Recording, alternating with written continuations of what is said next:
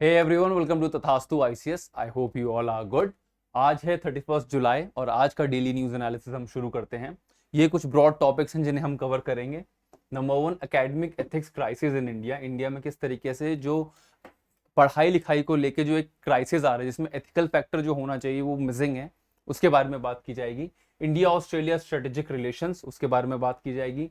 Gaganyaan mission and Manipur crisis, briefly इसके बारे में, क्योंकि न्यूज़पेपर में इसके बारे में इनडायरेक्टली लिखा हुआ है, तो एक बार हम देख लेंगे थोड़ा सा अंदर जाके किस किस किस तरीके से चीज़ें डेवलप हुई और क्या हैं। मुकद्दम सिस्टम इन महाराष्ट्र बहुत इंपॉर्टेंट है। क्यों? क्योंकि इसमें कुछ कीवर्ड्स हैं जो यूपीएससी के प्रीलिम्स के क्वेश्चन में आप देखोगे कई कई बार ऐसे कीवर्ड्स आते हैं, तो इसमें क्योटास, मुकद्दम, इस तरह के जो कीवर्ड्स हैं ये आर्टिकल में लिखे हुए हैं। और हो सकता है जब ये आए तो शायद बहुत सारे लोगों को ये लगे कि ये एंशियंट इंडिया, ये मिडिवल इंडिया से आया है। पर इस तरह के कीवर्ड्स अगर आते हैं तो एक बार हम पूरे टॉपिक को देखेंगे कि महाराष्ट्र में क्या क्राइसिस है, जो पूरी ड्रॉट की सिचुएशन है, और किस तरीके से ये जो सिस्टम है वो पैन आउट कर रहा है, वो मतलब फोर्स कर रहा है कि वो सिचुएशन और ज्यादा ग्रेव होती जाए। और इसके अलावा मॉब लिंचिंग जो इंडिया में अब एक रियलिटी होती जा रही है दिन पर दिन, और सिचुएशन और ज़्यादा ख़राब होती जा रही है। सुप्रीम कोर्ट की कुछ गाइडलाइंस हैं, उसने सेंटर और स्टेट 6 स्टेट्स को समन किया है कि किस तरीके से आपका ये चीज़ें जो हैं वो रुक नहीं रही हैं और किस तरीके से गवर्नमेंट फेल हो रही हैं।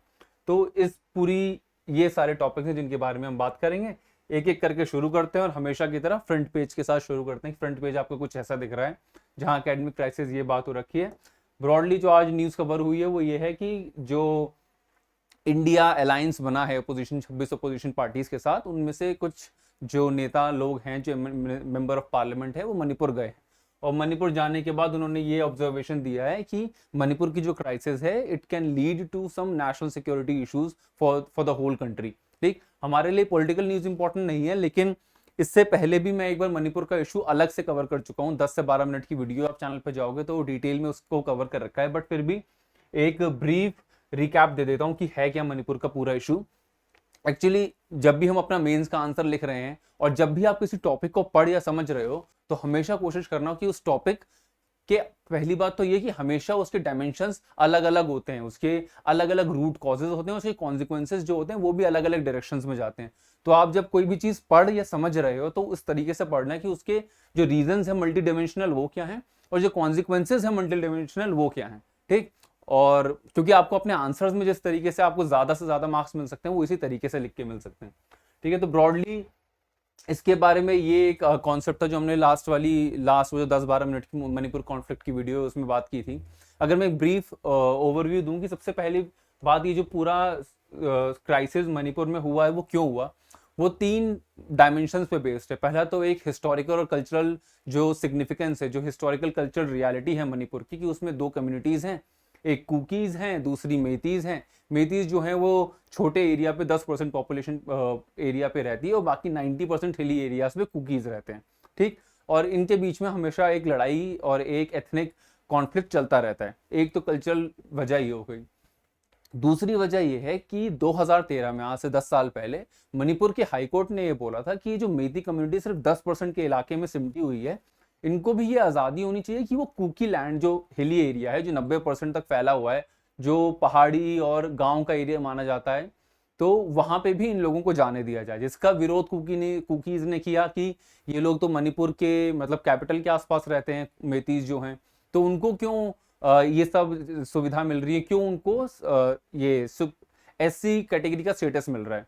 ठीक, ये सिर्फ ऑब्जर्वेशन थी जो 2013 में। 10 साल बाद 2023 में ये मणिपुर हाईकोर्ट की तरफ से ऑर्डर पास हो गया कि इनको भी रिजर्वेशन मिलना चाहिए। और वहां पे फिर वो जो चिंगारी हिस्टोरिकल कल्चरल डिफरेंसेस हमेशा से थे, इस जजमेंट के बाद वो एकदम से मतलब उग्र हो गए। और इसी के साथ साथ ये जो आग में घी का काम किया मणिपुर गवर्नमेंट की, एक जो उन्होंने स्टेप उठाया उसके चक्कर में, क्योंकि जो मणिपुर का इलाका है वो बर्मा की तरफ है, एक्चुअली हिली एरिया जो कुकी का है। इन दोनों वजहों की वजह से कुकी एक तो वैसे ही इनसिक्योर थे, और ये जो पूरा मतलब जो हाई कोर्ट का डिसीजन आया उससे वो और गुस्सा हुए। और इन्हीं कुकी लैंड में, इन्हीं हिली एरियाज में मणिपुर गवर्नमेंट ने कुछ एविक्शन ड्राइव्स चलाए कि जो कुछ इलीगल घर हैं उन्हें हम तोड़ेंगे।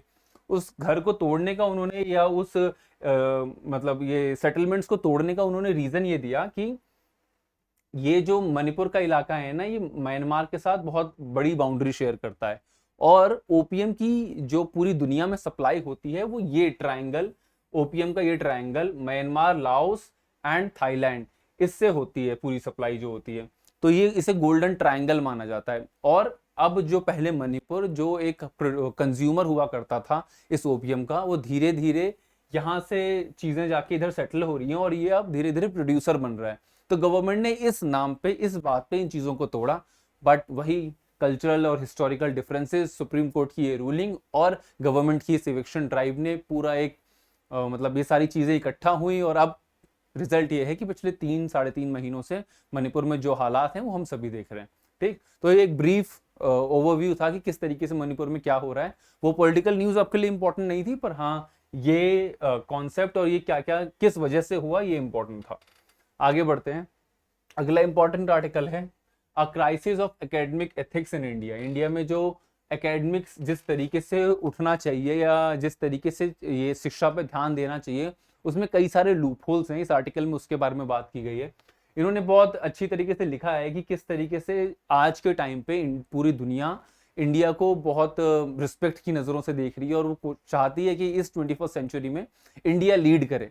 जैसे 20th सेंचुरी में इंडिया में Bose Einstein statistics, the Raman effect, Ramachandran plot, Ray Chaudhuri equation, ये सारे एग्जाम्पल हैं कि इंडिया ने 20th सेंचुरी में पाथ ब्रेकिंग साइंटिफिक डेवलपमेंट्स किए।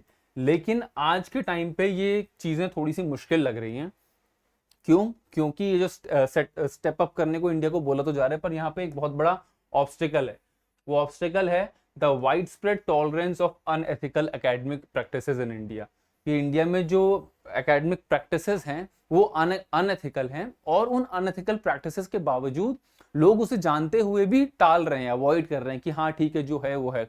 अगर मैं आपको एग्जांपल दूं कि यूपी बिहार की बात तो छोड़ दीजिए, आप लोगों ने बहुत सारे, आप शायद 3-4 साल पहले की बात है कि एक बिहार की लड़की ने टॉप किया था बोर्ड के एग्जाम में, और जब उससे जाके उस लड़के और लड़की से सवाल पूछा गया, पहली बात तो उनकी एज बहुत ज़्यादा थी, क्योंकि 12वीं में जो टॉप करता है उसकी एज होती है 18-19 साल, जो 12वीं के एग्जाम्स देते हैं। उनकी एज, जो लड़के की एज थी वो काफ़ी ज़्यादा थी, लड़की की फिर भी 19-20 साल थी। और उनसे जब सवाल पूछा गया कई सारे कि आपने ट्वेल्थ में टॉप कैसे किया, क्या किया, तो वो जवाब नहीं दे पाए, और जवाब देते देते परेशान होकर बोल दिया कि पापा को तो मैंने बस पास कराने के लिए बोला था, उन्होंने टॉप ही करवा दिया। अब ये बिहार, यूपी या बहुत सारे ऐसे एरिया जहाँ पे ठीक तरीके से एजुकेशन पहुँच नहीं पाया है, जहाँ पे ये जो रेगुलेशंस हैं वो अच्छी तरीके से है नहीं, तो वहाँ पे इस तरीके से एजुकेशन का एक्सप्लॉयटेशन होता है और स्टूडेंट्स के करियर का। इसके अलावा सिर्फ यूपी बिहार नहीं, दिल्ली के आसपास के इलाकों में भी आप देखना बहुत सारी ऐसी जगहें हैं जहाँ पे ये है कि आप बिना कॉलेज आए अपने एग्जामिनेशन में बैठिए, और उसके बाद आप मतलब अगर यहाँ पे कुछ ऐसा है कि रेगुलर आना है तो ठीक है, रेगुलर आने की ज़रूरत नहीं है। और वो ब्रॉड जो अंडरस्टैंडिंग है वो स्टूडेंट्स और मैनेजमेंट के बीच में हो जाती है, और इवेंचुअली ये होता है कि फिर जब डिग्री लेके स्टूडेंट्स निकलते हैं तो उनके पास वो प्रॉपर जॉब नहीं होती, या वो अपॉर्चुनिटीज़ उन्हें मिलनी मुश्किल हो जाती है जिनकी वो इच्छा रखते हैं, जिनको जो वो चाहते हैं। ठीक, तो इस तरीके के कुछ जो अनएथिकल प्रैक्टिसेस मैंने देखे सुने हैं वो ऐसे हैं। खैर, आर्टिकल में किस बारे में बात हुई है उसके बारे में बात कर लेते हैं कि there is a lack of ethical code and investigation procedure. भाई जो इन्वेस्टिगेशन प्रोसीजर की बात मैं कर रहा हूँ उसकी कमी है एक इंडिया में। Indian academic institutions lack a robust investigation procedure, और बहुत सारे मिसकंडक्ट हैं, बहुत सारे मिसकंडक्ट एलिगेशंस हैं, including data manipulation and sexual misconduct are often met with vague promises but no actions. अगर आगे चल के देखें कि ये मेजर एथिकल प्रॉब्लम जो आर्टिकल में बताई गई है वो क्या है, तो वो ब्रॉड दो प्रॉब्लम्स है। एक है डेटा मैनिपुलेशन एंड सेकंड है प्लेगरिज्म। ठीक है, अब इस आर्टिकल को पढ़ने के बाद ना आपको कुछ 2-3 पॉइंट्स मिलेंगे, बट आपको यही करना है कि जो आपका जैसे GS1 GS2 हो गया, उसमें आपका टॉपिक है एजुकेशन हेल्थ, तो उस एजुकेशन हेल्थ में आप किस तरीके से पूरे आर्टिकल में से वो 2 लाइनें लिख सकते हो। ये लिखते लिखते आप ऐसे 3-4 पेज बना लो अपने उस एजुकेशन के कि वो फिर आपका एकदम सैक्रोसैंक्ट, एकदम बहुत बहुत प्यारी सी चीज हो जाए कि वो कोई भी और कंपाइलेशन उसकी बराबरी ना कर पाए। ठीक, तो उसके लिए पर आपको मेहनत करनी पड़ेगी, और ये 2-2 लाइन जो हर आर्टिकल में आपको मिलती रहेगी ना वो निकालनी पड़ेगी। पूरा मतलब अगर आर्टिकल एजुकेशन पे है तो वो यूपीएससी के लिए इंपॉर्टेंट है, पर वो पूरा इंपॉर्टेंट है शायद नहीं, पर उसके कुछ पॉइंटर्स अगर आप अपने एजुकेशन के आंसर में लिख पाओगे तो ज्यादा इंपॉर्टेंट रहेगा। ठीक, तो ये दो दिक्कतें हैं कि मेजर एथिकल प्रॉब्लम्स ये हैं कि data manipulation, extracting information and generating different data through logic. अब क्या है कि मान लो कोई डेटा है, जैसे data is the new oil, ये हम सबको पता चल चुका है। इससे पहले वाली क्लास में मैंने एक बार बोला था कि आने वाले टाइम में जो इंडस्ट्रियल रेवोल्यूशन 4.0 की बात हो रही है, ब्रॉडली ABCD पे चलने की बात हो रही है। A for artificial intelligence, B for blockchain, C for chips, जिसकी कई बार चिप वॉर के बारे में होता है कि semiconductor chips, and D is data. ठीक, ये सब चीजें हैं ब्लॉकचेन, ये वो कि किस तरीके से, जैसे ब्लॉकचेन का भी ब्रॉड काम यही है कि वो डेटा को, जो भी ट्रांजैक्शंस हो रहे हैं उसको किस तरीके से स्टोर कर पाए अपने पास। चिप्स का भी काम यही है। ठीक, AI का भी काम यही है कि वो बहुत सारे डेटा को अच्छी तरीके से, जो पीछे हुआ काम है, AI जो आगे सजेस्ट करता है वो यही है कि पीछे का उसने एक पैटर्न पढ़ा है, उस पैटर्न को पढ़ के वो आगे की चीजों को प्रिडिक्ट करता है या उसको सॉल्व करने की कोशिश करता है।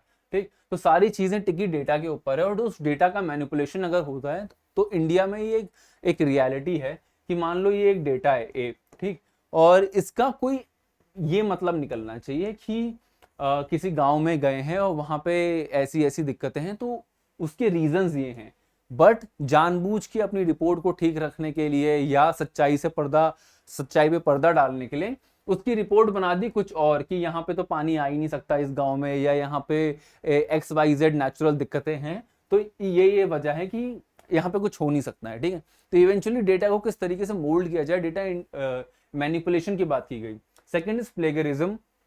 अब बहुत सारी चीजें आ चुकी हैं, जैसे increasing facility, they are plagiarism is increasingly facilitated by the softwares even as journals implemented stricter checks. बहुत सारे जर्नल्स इन्होंने स्ट्रिक्टर चेक्स लगाए हैं, बट इसके अलावा ये जो ChatGPT आ रखा है, बार्ड आ रखा है, इसके बाद वो जो प्लेगरिज्म है वो बहुत ज्यादा बढ़ता गया। प्लेगरिज्म इज ब्रॉडली कि किसी ने कोई काम किया, कोई कविता लिखी, कोई पोएम लिखी, कोई कहानी लिखी, और आपने उसमें कोई अपनी क्रिएटिविटी वगैरह ऐड किए बिना उसी चीज को उठा के सीधा सीधा छाप दिया, और उसको कोई भी ड्यू क्रेडिट ना देके ये बोल दिया कि ये मेरी है। ठीक, ये प्लेगरिज्म है।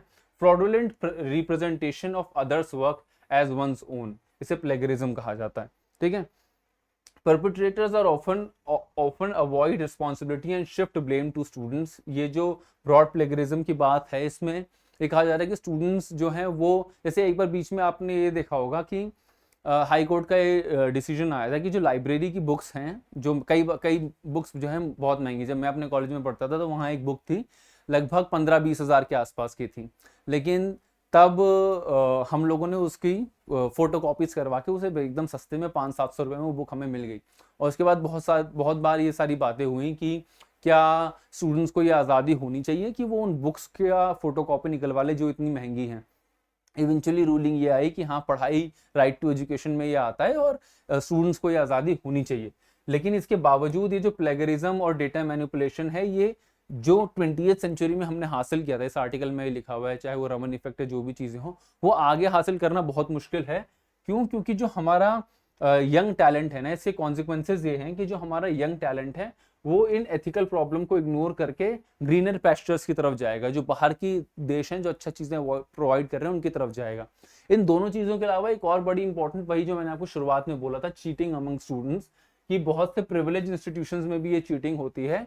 एंड आप एक बात ध्यान रख, मतलब मुझे नहीं पता कि आप लोग कितनी ज़्यादा पॉलिटिकल न्यूज़ को फॉलो करते हैं, बट 2014-15 में जब प्राइम मिनिस्टर मोदी अपने एक इलाका है उत्तर प्रदेश का गोंडा, जब वहाँ गए थे, तो वहाँ बोलते हुए, स्पीच देते हुए, जब वो पहली बार गए तो उन्होंने बोला कि मैं एक बात बोलते हुए बहुत ज़्यादा डर रहा हूँ, पता नहीं मुझे बोलनी चाहिए या नहीं, पर यहाँ के ऑफिसर्स ने मुझे ये बात बताई है कि यहाँ पर अगर यहाँ पे चीटिंग बहुत ज़्यादा फैली हुई है, मतलब यहाँ पे हर कोई इंसान है जो टॉप मारने के लिए तैयार है, और उसकी मेन वजह ये है कि यहाँ चीटिंग बहुत अच्छी तरीके से प्रिवेलेंट है। अब ये बात वहाँ के ऑफिसर्स जानते हैं, वहाँ के चीफ मिनिस्टर्स जानते हैं, और अब तो प्राइम मिनिस्टर भी जानते थे 2014 तक। ठीक, और रियलिटी यही रही अगले कई सालों तक। अब चाहे बदल गई हो, चीज़ें बदल गई हो, लेकिन अगले कई सालों तक ये रियलिटी रही है वहाँ की। तो ठीक है, तो इस तरीके से ये जो चीटिंग वाला कॉन्सेप्ट है, इसको जो एक्सेप्ट कर रखा है, इस प्लेगरिज्म और डेटा इंटरप्रिटेशन, ये तो फिर भी टेक्निकल टॉपिक्स है, ये तो एकदम बेसिक चीज़ है।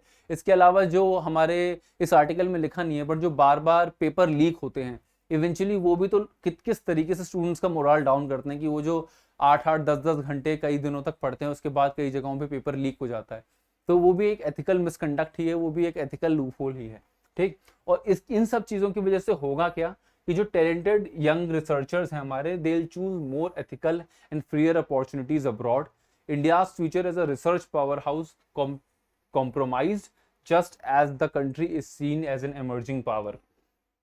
जब हम स्पेसिफिकली यहाँ रिसर्च की बात हो रही है कि कोई क्यों रिसर्च करेगा जब ऐसी प्रॉब्लम्स है। हालांकि हमने एक और बात की थी पिछली क्लास में कि नीति आयोग ने बात बोली है कि अगर इंडिया को वो जो $5 ट्रिलियन इकोनॉमी की बात की जा रही है, तो अगर उसकी तरफ पहुंचना है तो उसको कम से कम 2% के आसपास रिसर्च पे देना पड़ेगा। ठीक। और इस वक्त इंडिया खर्च करता है 0.6%, लगभग 0.6% के आसपास खर्च करता है। इसीलिए NRF बिल आया, नेशनल रिसर्च फाउंडेशन करके ऐसे बिल आया है कि जो रिसर्च है वो बढ़ाया जाएगा। जो एक मैंने कमेटी का नाम लिया था, ये किस कमेटी ने रिकमेंड किया, अगर आपको याद है तो प्लीज उसे कमेंट करो कि किस कमेटी ने इसे रिकमेंड किया है। और जो उसने अमाउंट बोला था उसका केवल 14% ही अभी गवर्नमेंट ने अलाउ किया, लेकिन फिर भी एक ये अच्छा स्टेप माना जा रहा है उस मतलब रिसर्च की तरफ। ठीक। तो ये कुछ ब्रॉड प्रॉब्लम्स हैं हमारे एजुकेशन सिस्टम, इस आर्टिकल के हिसाब से हमारे एजुकेशन सिस्टम में, और उन्हें एड्रेस करने की जरूरत है। So the way forward would be, we require a change in behaviour from academic leaders for the nation's interest. Institutions must act ethics seriously and not tolerate deliberate misconduct. Deliberate misconducts जो हैं उसको ना institutions को accept करना चाहिए, ना officials को, ना politicians को। And the clear communication and training expected ethical standards are essential। ठीक, कि ethical standards अगर meet करने हैं तो communications clear रहना चाहिए, और जो ट्रेनिंग है चाहे वो ऑफिशियल्स की हो, चाहे वो टीचर्स की हो, चाहे वो किसी भी चीज की हो, वो क्लियर रहनी चाहिए। ठीक है, तो ये आर्टिकल था। अगला आर्टिकल जो हम बात कर रहे थे कि इंडिया ऑस्ट्रेलिया के स्ट्रेटेजिक पार्टनरशिप, तो वो किस तरीके से, ब्रॉडली बात यही है कि जब इंटरनेशनल रिलेशन का कोई टॉपिक आएगा तो आपको इंडिया ऑस्ट्रेलिया या इंडो पैसिफिक में कुछ लिखना हो तो इस टॉपिक के आसपास लिख सकते हो। बट न्यूज ये है कि 2 Indian military aircraft visit Australia strategic Cocos island. ठीक, यहाँ गए हैं। अब इसमें जाना ये बड़ी बात क्यों है, इसे देख लेते हैं किस तरीके से गए। ये दोनों एयरक्राफ्ट जो है वहाँ पे हफ्ते भर के आसपास रहे, 7 दिन के आसपास रहे। लेकिन इस तरीके की विजिट्स जो हैं एयरक्राफ्ट्स की, वो किस तरीके से स्ट्रेटेजिकली और मिलिट्रीली इंडिया का एक जो हाथ है वो मजबूत करते हैं पैसिफिक ओशियन में, उसको देखते हैं।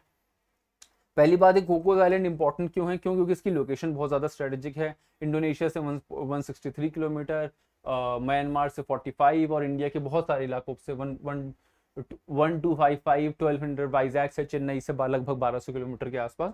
इसीलिए कहा जाता है कि इसकी लोकेशन काफी ज्यादा स्ट्रेटेजिक है। अब 2 एयरक्राफ्ट्स हैं वो जो गए थे, उनका नाम है Indian Navy's Dornier maritime patrol aircraft and Indian Air Force C-130 transport aircraft visit Cocos in the southern Indian Ocean. The Cocos is located close to the Indonesia, जैसे मैंने आपको पीछे दिखाया, and strategic maritime choke points, वही जो एकदम बीचों बीच है, उसके आसपास कई सारे कंट्रीज हैं, तो इसलिए बहुत ज़्यादा इंपॉर्टेंट है। The potential of SKI, this island, to serve as a crucial base for refueling and operational support for the Indian military। अब इसकी बात बहुत बार होती है, जब एक बार इंडिया और यूएसए के बीच में भी कई सारे मिलिट्री कई सारे 3-4 मिलिट्री स्ट्रेटेजिक अलायंसेस हो रहे थे, तो उसमें एक चीज ये भी थी कि आप ये अलाउ करो कि आपके बेस पे आके हम रीफ्यूलिंग ये सारी चीजें कर सके। नहीं ऐसा ना हो कि कुछ वॉर हो रही है या कहीं कोई पेट्रोलिंग कर रही है या कहीं कोई रेस्क्यू करना है तो सिर्फ तेल भरने के लिए वापस घूम के उतना उल्टा जाना पड़े। ठीक, तो उन सारी चीजों को सॉल्व करने के लिए ये एक क्रूशल बेस है रिफ्यूलिंग और ऑपरेशनल पर्पसेस के लिए। स्पेशली जो long range maritime patrol aircraft है जैसे P8 करके जो एयरक्राफ्ट्स हैं, उनको और ज़्यादा मदद मिलेगी क्योंकि उनका फ्यूलिंग या उनका जो एवरेजिंग है वो शायद और ज़्यादा कम होता है। इस विजिट की सिग्निफिकेंस क्या है? सिर्फ मैं जो कह रहा था कि सिर्फ यही नहीं है कि वहां जाके वो पेट्रोलिंग कर लेंगे या मतलब वहां जाके सिर्फ वो हफ्ते भर रुका है तो यही बड़ा सिग्निफिकेंस है। सिग्निफिकेंस ये है कि it represents a significant step in bilateral relationship between India and Australia. Both countries increasingly grant each other access to military facilities in Indian Ocean region. Indian Ocean region में specifically जैसे China अपने प्रभुत्व को बढ़ाता जा रहा है उस पूरे एरिया में, तो ये जो क्वाड के नेशंस हैं, कौन कौन से क्वाड के नेशंस हैं? 4, जापान, यूएस, इंडिया, ऑस्ट्रेलिया, जो 4 नेशंस हैं वो कोशिश कर रहे हैं कि इस तरीके से इंडो पैसिफिक में चाइना का दबदबा है वो रोका जा सके, और एक दूसरे को इस तरीके से अलाउ करके अपने अपने बेसिस को यूज करने से वो जो ब्रॉड जो अभी जो हमने एक बार पहले भी बात की थी नाटो प्लस की, वो भी क्यों हो रही है नाटो प्लस में जो 5 कंट्रीज और उसमें कहा जा रहा है इंडिया को ऐड किया जाए, सिर्फ वही चाइना रीजन है उसका। और चाइना के चक्कर में बहुत सारी ऐसी चीजें हो रही हैं जो पहले नहीं हो रही थी। तो आज का जो जियोपॉलिटिकल सिनेरियो है वो आज से 10-15 साल पहले से बहुत ज्यादा अलग है। बहुत सारे स्टेप्स सिर्फ चाइना के डर से, उसके प्रिकॉशन से इसलिए उठाए जा रहे हैं, ठीक है। और उन्हीं में से एक स्टेप ये भी है, it reflects the growing military to military engagement and efforts to enhance interoperability particularly with the Australia, ठीक। इंडिया ग्रोइंग मिलिट्री एंगेजमेंट, सिर्फ ये नहीं कि इंडिया ऑस्ट्रेलिया के साथ गया था, इससे पहले फरवरी के आसपास आईएनएस सिंधु केसरी जो है वो जकार्ता में भी जाके उसने अपने आप को डॉक किया फॉर ऑपरेशनल टर्न अराउंड, वही जो मैंने रिफ्यूलिंग और ऑपरेशनल टर्न अराउंड की बात की उसके लिए। It demonstrates India's expanding strategic reach and engagement in the region. इसके अलावा इंडिया ऑस्ट्रेलिया किसी इसी कोको आइलैंड को एक और चीज के लिए यूज कर चुके हैं, which is space collaboration between India and Australia. Coco Islands already served as a point of cooperation between the space agencies of the both country. Australia actively supported India's Gaganyaan human space flight mission by establishing a temporary ground station at SKI for the mission. ठीक, अगर ये specifically इस गगनयान को देख लेते हैं, लेकिन उसके पहले कि ये जो पोटेंशियल अपॉर्चुनिटीज हैं कि सिर्फ मिलिट्री नहीं, सिर्फ लोकेशनल नहीं, इसके अलावा कौन कौन सी चीजों में कर सकते हैं, तो ये जो कीवर्ड्स हैं ये आप अपने अगर आप अपने आंसर में लिखोगे तो वही वो एनरिच होता जाएगा, यही 4-5 वर्ड्स, ठीक। जैसे अर्थ ऑब्जर्वेशन के लिए इसके अलावा वो यूज हो सकता है, इसके अलावा सैटेलाइट नेविगेशन के लिए, स्पेस सिचुएशनल अवेयरनेस के लिए, वेदर एंड क्लाइमेट स्टडीज के लिए, इस सब के लिए सैटेलाइट और डेटा वगैरह का इस्तेमाल किया जाता है। और ये पोटेंशियल अपॉर्चुनिटीज हैं। इन चीज़ों के अलावा, ये मिलिट्री टर्न अराउंड्स के अलावा, अगर ऐसे बेसिस का इस्तेमाल किया जा सके तो साइंस के साथ साथ जो गगनयान मिशन के अलावा इन सारी चीज़ों में भी इस्तेमाल किया जा सकता है, ठीक। एक बार गगनयान मिशन को स्पेसिफिकली अलग से देख लेते हैं, क्योंकि कई बार ऐसा होता है कि कहीं किसी के आर्टिकल में कोई वर्ड लिखा है एडिटोरियल के, और कई बार देखा जाता है कि प्रीलिम्स में जो क्वेश्चन है जब एनालिसिस करने बैठते हैं बड़े बड़े इंस्टीट्यूशंस, तो ये होता है कि वहां से निकाल के लाए हैं या जो भी है, ठीक है। तो ये इंपॉर्टेंट है, स्पेसिफिकली चंद्रयान 3 जो गया है तो उसके बाद स्पेस एक्सप्लोरेशन पे काफ़ी ज़्यादा तवज्जो दी जा रही है या उसके बारे में बात की जा रही है।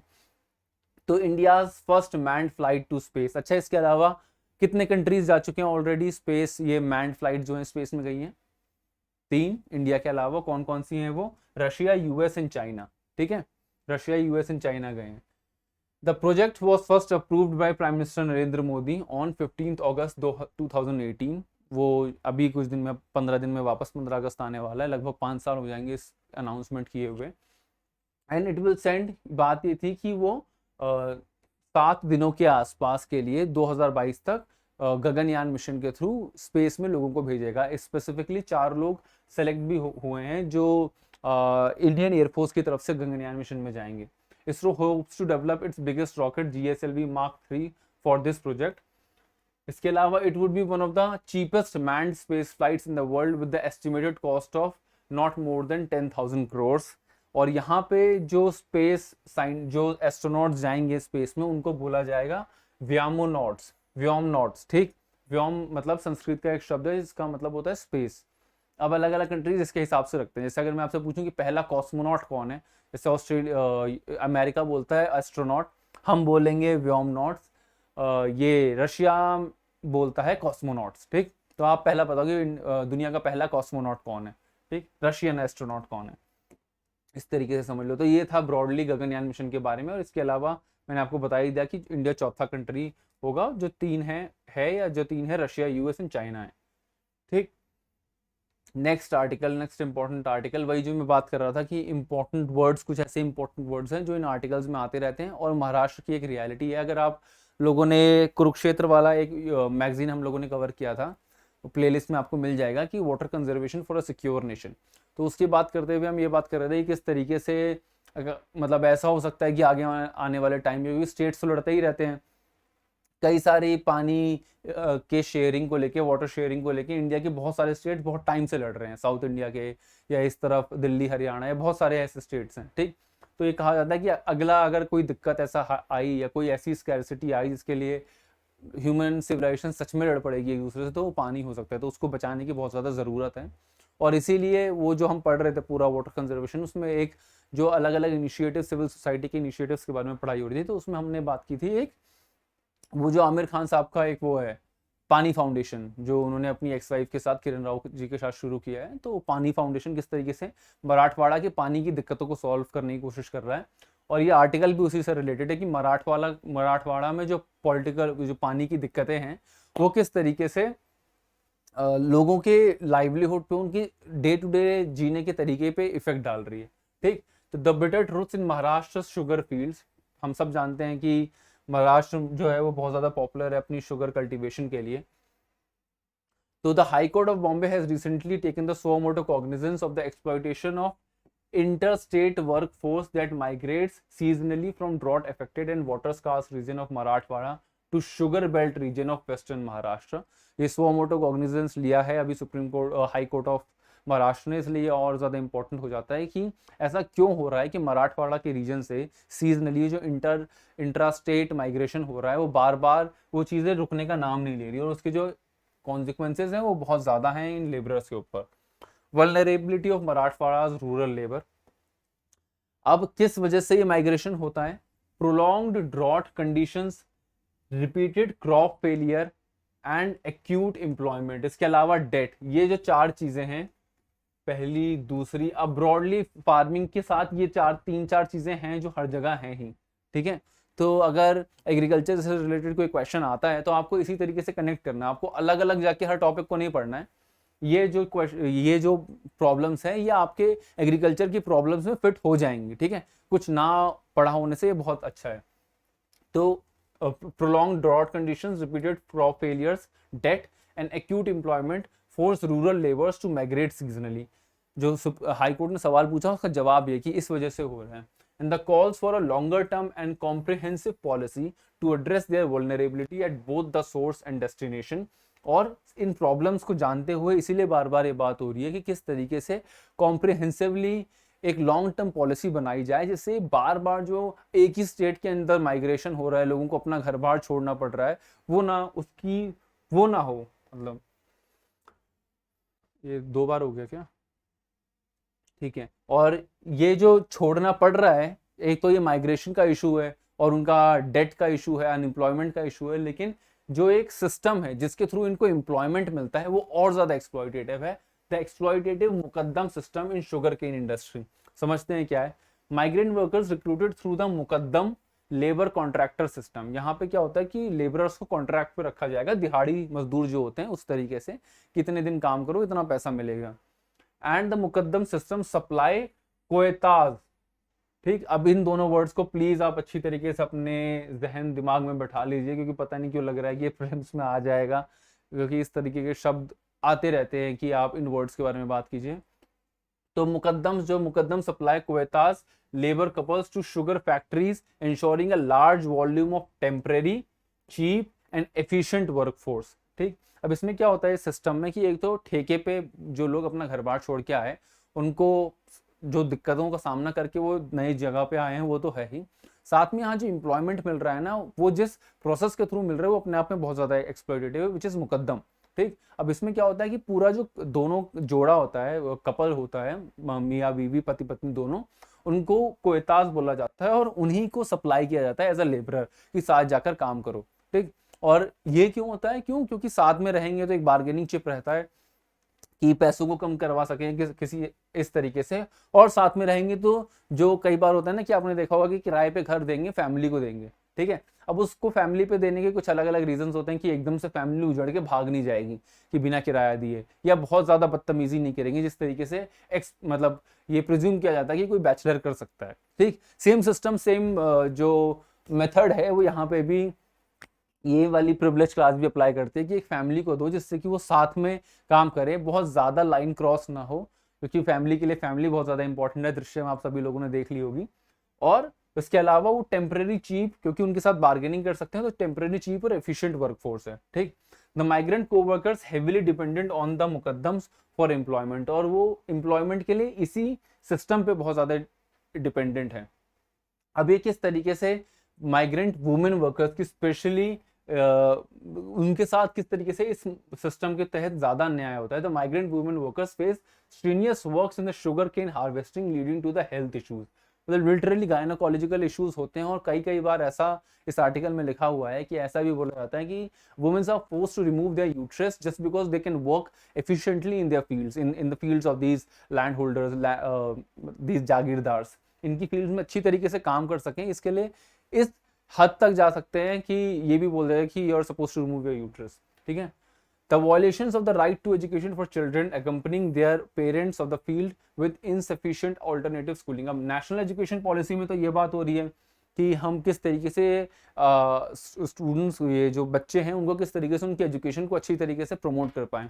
आगे जो पहले आर्टिकल में हमने अनएथिकल प्रैक्टिसेस की बात की है, उसमें क्या एक अनएथिकल प्रैक्टिस ये भी ऐड नहीं हो जाएगी कि जो घर वालों को अच्छी तरीके से एम्प्लॉयमेंट नहीं मिल रहा है अपने रीजन में, तो वो जो बच्चे उन घर वालों के साथ मूव कर रहे हैं उनके लिए अलग से कोई जल्दी से स्कूल थोड़ी खुल जाएगा। वो टेम्पररी कभी यहाँ रह रहे हैं, 2 महीने कहीं यहाँ रह रहे हैं, तो उनके साथ जो बच्चों की एजुकेशन हैम्पर हो रही है, वुमेन के हेल्थ इश्यूज के साथ जो मेंटल सिचुएशन फेस कर रहा है पूरा कपल वो, और साथ में बच्चों की एजुकेशन जो हैम्पर हो रही है इस मुकद्दम सिस्टम से, वो तीनों चीज़ों को समझने की ज़रूरत है।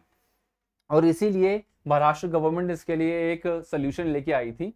अब ये एक एग्जाम्पल है जिसे आप अपने हर सोशल हिस्ट्री का, कोई हिस्ट्री तो नहीं पर बहुत ज़्यादा जो सोशल और जोग्राफिकल टॉपिक्स हैं बहुत ज़्यादा सोसाइटी में, अगर किस तरीके से साइंस का यूज़ करके हम चीज़ों को बेहतर बना सकते हैं। ठीक, ये क्या है पूरा ये जो आइडिया है साइंस का, वो यही तो है कि आदमी की डे टू डे लाइफ जो है वो किस तरीके से आसान और अच्छी हो जाए।